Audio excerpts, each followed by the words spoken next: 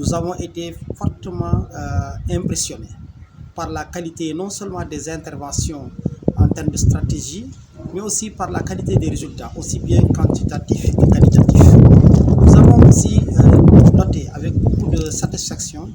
cette synergie d'action qui existe aujourd'hui entre ces organisations locales à la base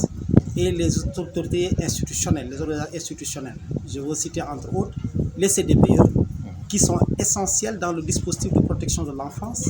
mais aussi les services du ministère de la Famille, qui gèrent la stratégie nationale pour l'abandon des mutilations génitales féminines. Au-delà de tout ça,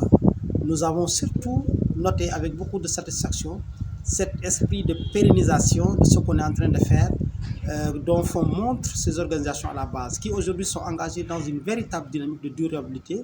ne prenant pas seulement en compte les ressources du programme, mais essayant de mettre en œuvre aussi des activités additionnelles, connexes, qui pourraient garantir valablement les acquis actuels.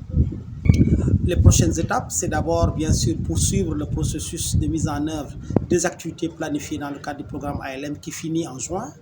Et d'ici là, continuer l'accompagnement de ces organisations en termes de renforcement des politiques, en termes de